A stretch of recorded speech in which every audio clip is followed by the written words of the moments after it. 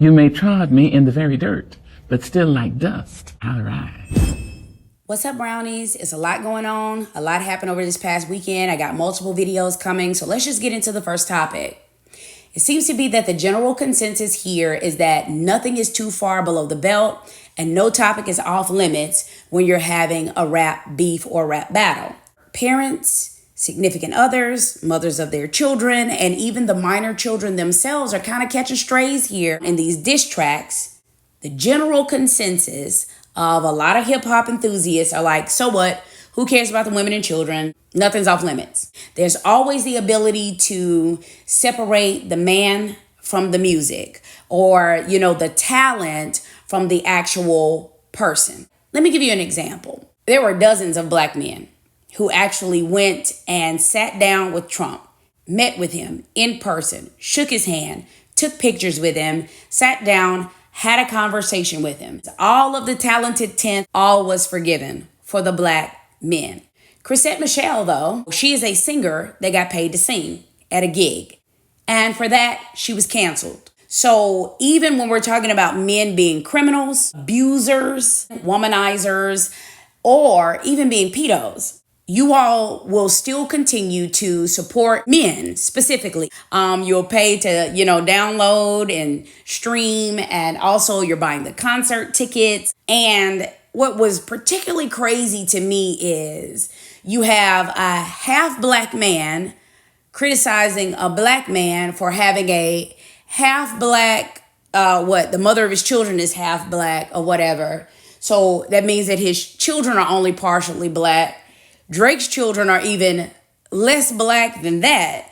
And I mean, they're going back and forth with each other, kind of making fun of each other for the same thing.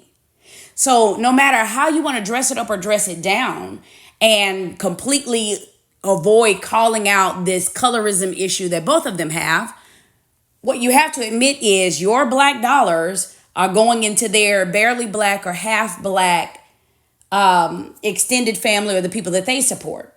Can you be a good man if you are not a good father? Once you become a father, if you are just out here creating bastards, baby mamas, and broken homes, and you're sending a paycheck to someone for them to take care of your children, and you're barely present or you're not consistently, in their lives, if you are not a good man, if you're a pedo, if you're a womanizer, if you're abusive, if you're not a good man, can you be a good father? Like basically saying, now I might fiddle with other people's children, but as long as I'm not fiddling with my own, I might be a pedo, but that doesn't mean I'm not a good dad.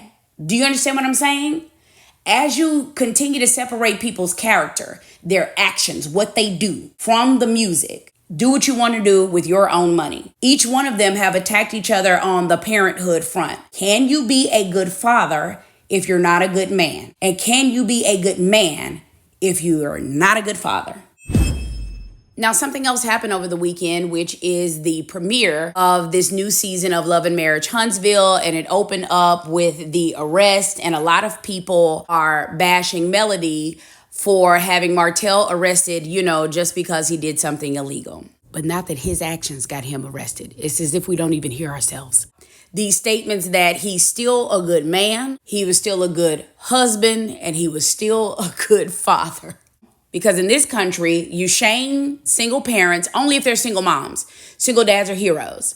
But the general consensus is you have to be married and living in a 2-parent household. Otherwise, you're trash and so are your children. The question is, can you, with these titles being together still, can you be a good spouse, but not a good parent, or a good parent without being a good spouse?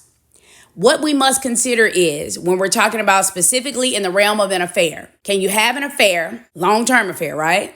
And still be good at either one of these roles. Consider the fact that when you're keeping time with another person, your money, your time, your resources are being spent with that person as well when they're supposed to be spent on your family.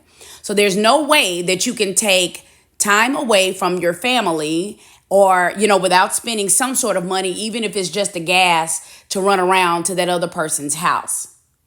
And the prime time to cheat is going to be when either your family is at home, if you all are supposed to be on vacation, if you're supposed to be at your children's recitals or games, things of that nature. And that's the time that you are spending with someone else instead of with your family. When these two roles are together in the same household, not post-divorce, while you're still married. When you're taking time, money, all of these resources away from your family to give them to somebody who's outside of the family.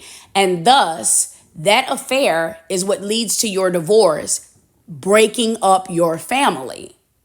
Can you be a good spouse without being a good parent? And can you be a good parent without being a good spouse? So you